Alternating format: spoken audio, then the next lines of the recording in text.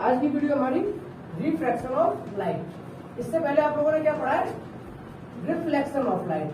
ठीक है, तो थोड़ा सा ना इस वाले वर्ड पर ध्यान दे देना। वो था रिफ्लेक्शन, इधर हम पढ़ेंगे रिफ्रैक्शन ऑफ लाइट। ठीक है, कोई बताएगा रिफ्लेक्शन ऑफ लाइट क्या होता था? उसका बाउंसिंग बैक ऑफ लाइट। अब बाउंसिंग बैक ऑफ लाइट कब होता था? जैसे मान लो कि कोई लाइट है किसी सोर्स से निकली, ठीक है, अब मान लो यहाँ पर एक ऑब्जेक्ट है। जब ऑब्जेक्ट की तरफ लाइट आ रही है तो क्या उसको पता वो किस ऑब्जेक्ट पे पड़ने वाली है? नहीं पता। तुम्हें पता ऑब्जेक्ट तीन तरीके के होते हैं, शायद पढ़े हो छोटी क्लास में, ट्रांसपेरेंट, ट्रांसल्यूसेंट और ओपेक। ठीक है, अब होता क्या है, जो रिफ्लेक्शन होता है, अगर ये मान लो कोई वॉल है, अगर मान लो ये कोई वॉल है तो ठीक है, यहाँ से लाइट आएगी और बाउंस बैक कर जाएगी, जिससे कि हमने बोलते थे रिफ्लेक्शन। ठीक है, अब मान लो ये कोई भी मान लो लेंस की तरह है, कोई एक शीशे का गेट है, ठीक है, तो क्या होगा? लाइट बाहर जा सकती है, लाइट बाहर जा सकती है। तो फर्क इतना है, ये पहले एक ओपेक बॉडी थी, ओपेक ऑब्जेक्ट था, यानी वॉल थी, तो सारी की सारी लाइट आई और टकरा के चली गई। इस बार क्या होगा कि लाइट आएगी और इसके अंदर होते हुए कहीं निकल सकती है बाहर की तरफ। तो दोनों में पहले फर्क समझ आया कि क्या हो रहा है रे ऑफ लाइट आने में। तो जो ये फिनोमेना आता है जिसमें बाउंसिंग बैक ऑफ लाइट होता था, जो फिनोमेना है जिसमें बाउंस बैक ऑफ लाइट होता है उसे बोलते थे रिफ्लेक्शन, और जिसमें कि लाइट अंदर चली आती है इसे बोलते हैं रिफ्लेक्शन। पॉइंट समझ आया? तो एग्जैक्ट रिफ्लेक्शन होता है क्या, वो समझाता हूँ लाइट का।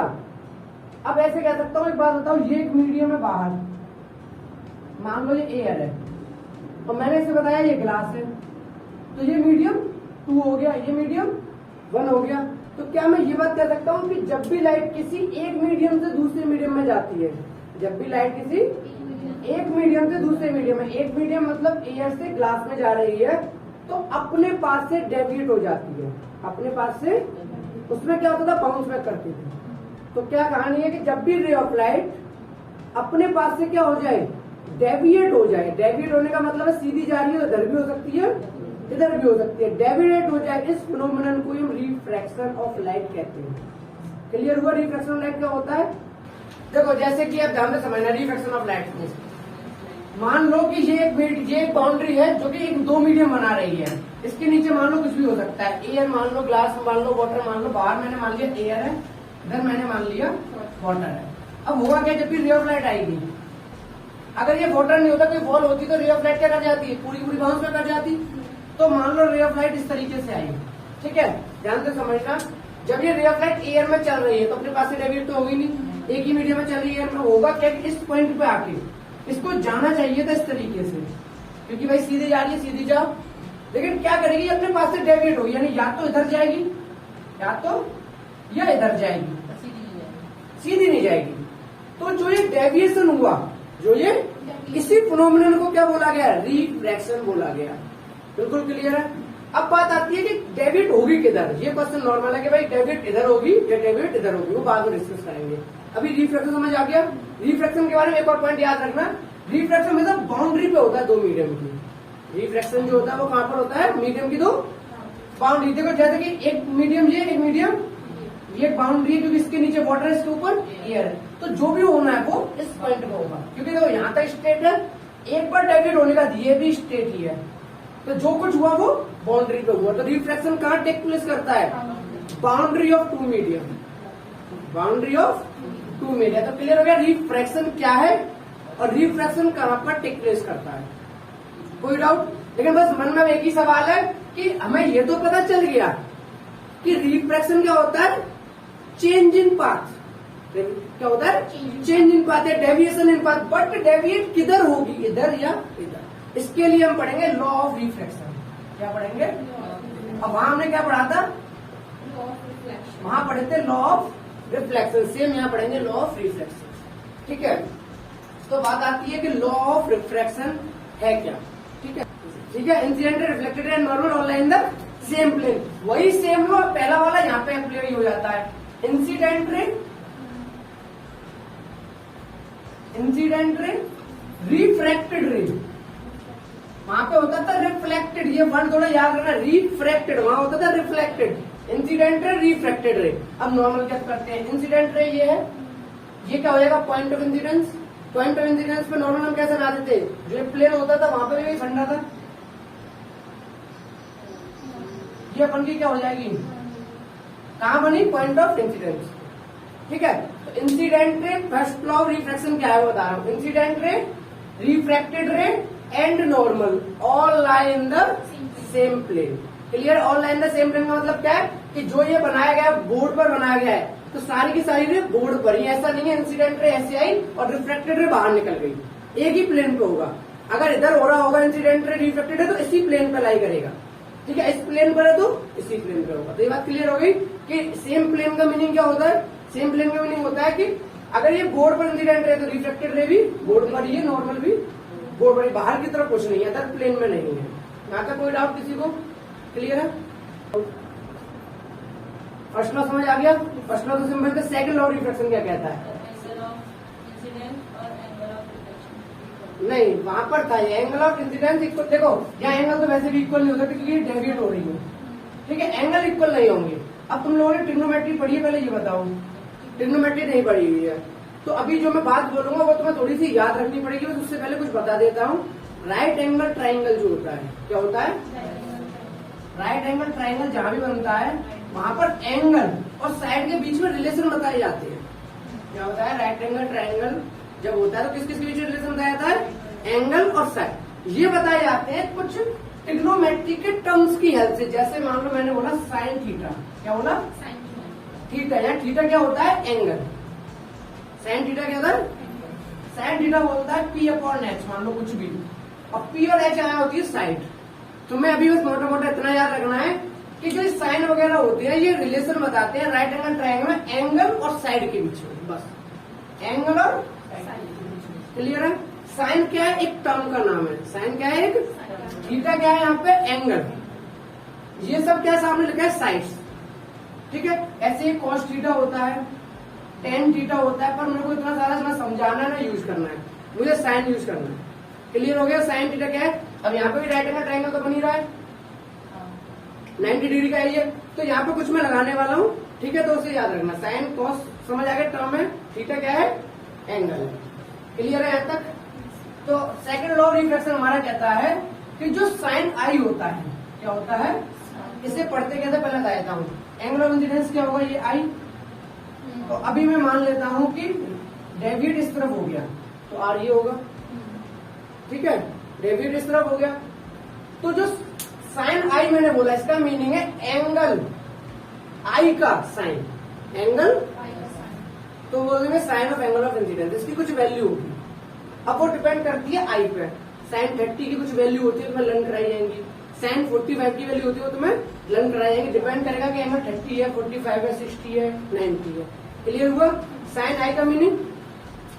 अब मैंने बोला साइन आर, यानी एंगल ऑफ रिफ्रैक्शन की sine value, angle of refraction की, मान लो एंगल ऑफ रिफ्रैक्शन है 30 डिग्री तो वो साइन 30, एंगल ऑफ रिफ्रैक्शन है 40 डिग्री वो साइन 40। अब तुम कहोगे साइन 40 की वैल्यू क्या होती है, वो तुम्हें याद कराई जाएगी, बाद में समझाया जाएगा, तो अभी इतना डिटेल में अपन को नहीं जाना। तो sine I by sine R constant होता है, क्या बोला, कॉन्स्टेंट होता है। ये सेकंड लॉ ऑफ रिफ्रैक्शन है। The ratio of sine of angle of incidence to the sine of angle of refraction is always constant. यानी जितना आई चेंज होगा तो आर चेंज तो होगा पर इक्वल अमाउंट में कुछ नहीं होगा। इनके साइन की जो वैल्यू आएंगी वो हमेशा क्या रहने वाली है, रेशियो में कांस्टेंट है। इसका न्यूमेरिकली बहुत ज्यादा यूज नहीं है अपने में। ठीक है, तो सिर्फ ये सेकंड लॉ ही याद रखना है, इसका न्यूमेरिकल इस पर बहुत ज्यादा नहीं है। क्लियर है, एक तो छोटे मोटे न्यूमेरिकल आएंगे वो मैं समझा दूंगा जिसमें तुम्हें वैल्यू दी होगी साइन 30 की, साइन 45 की, इन सब की।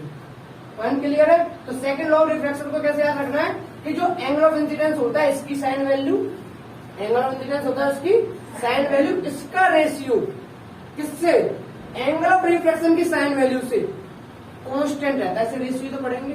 तो the ratio of sine of angle of incidence to the sine of angle of refraction is always constant. Clear है। सेकेंड लॉ में जो एंगल हैं इनके बारे में कुछ नहीं बोला, इनके एंगल की साइन की वैल्यू बोला। जैसे मान लो ये एंगल होता है 30 डिग्री मान लिया और ये एंगल है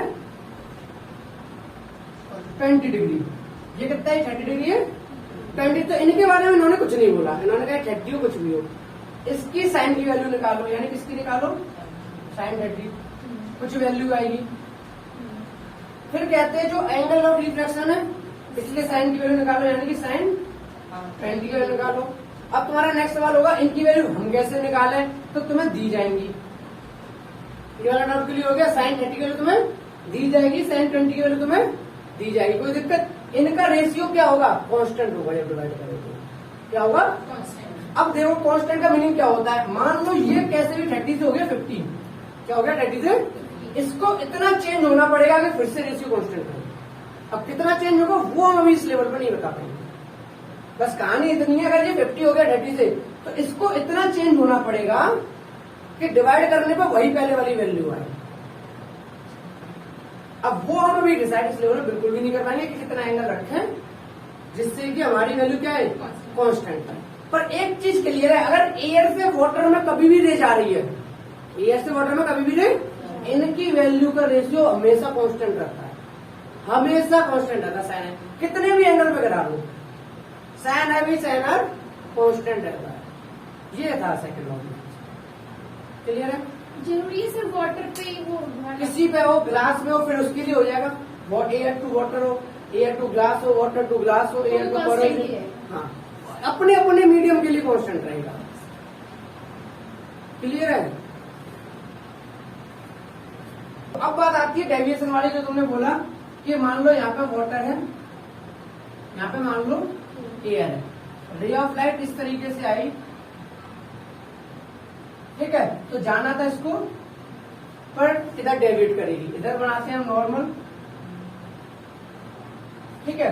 डेविएट होने के दो ही चांस है, या तो थोड़ा सा इधर शिफ्ट हो या इधर शिफ्ट हो। इससे पहले एक टर्म सिखाने जा रहा हूँ, इन दो नाम सुने तुमने, रेयरर और एक डेंसर, क्या नाम सुने पहले कभी, रेयरर और डेंसर। देखो रेयरर और डेंसर क्या होता है, डेंसर तो तुम्हें बहुत सुना होगा, डेंसर वर्ड होता है डेंस, डेंस यानी कि जहां पर जगह कम हो, अंदर पार्टिकल ज्यादा हो, ये तो कहीं वर्ड यूज करते हैं, बहुत डेंस जगह है ये, ठीक है, यानी कि एक फिक्स्ड वॉल्यूम के अंदर, उसके अंदर का गिवन मास ज्यादा हो, नंबर ऑफ पीपल ज्यादा हो, नंबर ऑफ पार्टिकल ज्यादा हो, जो भी हो वट एवर, किसी भी एक फिक्स्ड वॉल्यूम में वो चीज ज्यादा हो, तो हम कहेंगे ये बहुत ही डेंस है, ठीक है। रेयर का मीनिंग जस्ट इसका अपोजिट है कि आपके फ्री स्पेस जितना ज्यादा हो, आपके गिवन वॉल्यूम में। जैसे मैं इसी रूम की बात करूं, इस रूम में भी मैं 20 बच्चों को बढ़ा दूं, 30 बच्चों को बढ़ा दूं, तो क्या हो जाएगा, बहुत डेंस हो जाएगा, और यहाँ पे 2 ही बच्चे बैठे हो तो रेयरर रहेगा, क्लियर है। दूसरी बात, रेयरर और डेंसर कोई फिक्स्ड नहीं होता, ये कंपेयर होके बताया जाता है।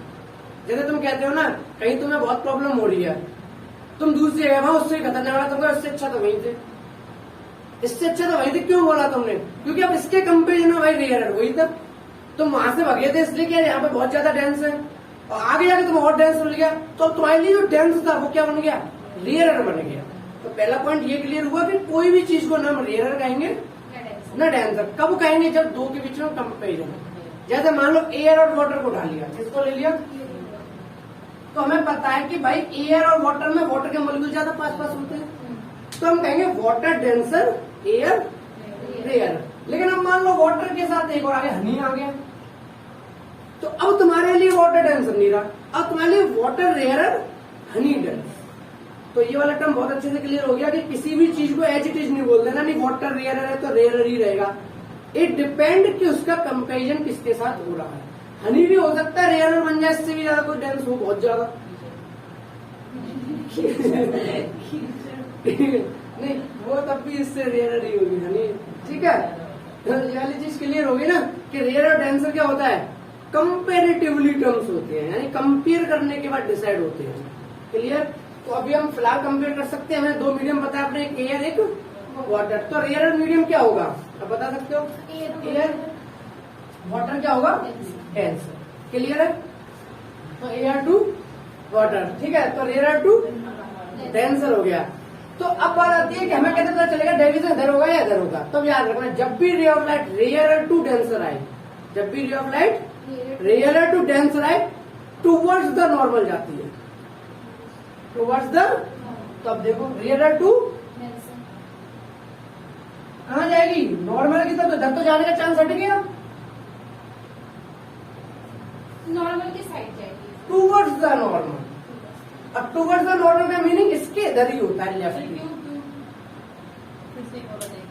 जब भी रे ऑफ लाइट किसी भी रेयर मीडियम से डेंसर मीडियम में जाती है, तो जो रे ऑफ लाइट होती है उसे डेविएट होना होता है। तो डेविएट होने के बाद में दो चांस थे, या तो इधर जाए या इधर जाए। तो मैंने बताया जब भी रेयर टू डेंसर जाती है तो वो टूवर्ड्स द नॉर्मल जाती है, शिफ्ट हो जाती है। तो यानी अब ये वाला पाथ डाउट में नहीं रहेगा कि ये हो सकता, अब क्या होगा, ये होगा। क्लियर है। अब एक और एग्जाम्पल ले लेते हैं कि अगर मान लो ऊपर अपन का डेंसर मीडियम है और नीचे अपन का रेयर मीडियम है, तो रे ऑफ लाइट इस तरीके से आई, यहाँ पे नॉर्मल, इसे जाना तो स्ट्रेट था लेकिन ये क्या करेगी, away from the normal, away from the normal. तो दो केसेस हो गए, ठीक है। जब अपन की rare to denser towards the normal, denser to rare away from the normal. और ये हम तब तक नहीं बता पाएंगे जब तक हमें मीडियम नहीं पता होंगे। यहाँ तक कोई डाउट? क्लियर है। एक और तरीके से तुम इसे एक्सप्लेन कर सकते हो अगर तुम्हें रेयर डेंसर ना पता चले, ठीक है। ये नॉर्मल मेथड है, जैसे speed of light, speed of light को देख के अगर जिस मीडियम में स्पीड ऑफ लाइट ज्यादा है कंपैरिजन में, अगर कम स्पीड ऑफ लाइट वाले मीडियम में आएगी तो टुवर्ड्स द नॉर्मल जाएगी। यानी एयर में स्पीड होती है ज्यादा, एयर में स्पीड ऑफ लाइट होती है, वाटर में स्पीड ऑफ लाइट होती है कम। तो जब भी स्पीड ऑफ लाइट कम होती है तो वो अपने आप को टुवर्ड्स द नॉर्मल करती है। तो दूसरा तरीका ये होगा, हाँ, एयर होगी तो सबसे तेज होगी, वैक्यूम में सबसे तेज वैक्यूम में होगी स्पीड ऑफ लाइट स्पेस में, ठीक है। तो समझ आ गया। एक तो तुम्हें रेयर डेंसर पता चल जाए, दूसरा अगर रेयर डेंसर ना भी दिया हो, बस तुमसे इतना बोल दिया जाए कि भाई देखो मीडियम 1 है, क्या बोल दिया जाए, एक मीडियम 1 है, एक मीडियम 2 है, और ये नहीं पता ना रेयर है या डेंसर है। लेकिन मैंने एक इन्फॉर्मेशन तुम्हें दे दी कि मीडियम 2 में स्पीड ऑफ लाइट कम है in comparative to speed of light in medium 1, तो तुम क्या कर सकते हो, टुवर्ड्स द नॉर्मल। और तुम्हें पता चल जाएगा कि स्पीड मीडियम 2 में ज्यादा है मीडियम 1 से अवे फ्रॉम। तो एक और तरीका मैंने बता दिया, ऐसा कोई ऐसा चाहिए कोई तरीका नहीं है, बस एक रिलेशन था जो मैंने बता दिया कि स्पीड ऑफ लाइट की हेल्प से भी हम बता पा रहे हैं, ठीक है। अगर हमें रेयर डेंसर या मीडियम नहीं पता एग्जैक्टली मीडियम क्या है, यहाँ तक कोई डाउट हो तो बताओ। ये पता चल गया कि किधर जाएगी, लॉ ऑफ रिफ्रैक्शन पता चल गए। अब बताओ कोई डाउट हो। रिफ्रैक्शन समझ आ गया, रिफ्रैक्शन कहाँ पढ़ रहे हैं, रिफ्रैक्शन ऐसी है पढ़ते हम अपने घरों में देखते हैं, विंडो होती है, तो विंडो होती है उसमें मार पड़ते हो देख पाते, रे ऑफ लाइट अंदर आई ना, लेकिन अपनी दीवार में से अब क्यों नहीं देख पा रहा हूँ उधर वाली कुछ भी चीज, क्योंकि यहाँ की लाइट यहाँ रह रही है, उधर साइड वालों की लाइट उधर साइड रह रही है। अब यहीं पे क्या लगा होता है, बड़ा सा मिरर लगा होता है, हम उन्हें देखते वो उन्हें देख पाते। तो ये चीज क्लियर होगी। जब वॉल है तो अभी रिफ्लेक्शन हो रहा है, अगर यहाँ पे कोई भी एक शीशा होता बड़ा सा तो क्या होता, रिफ्लेक्शन हो रहा है।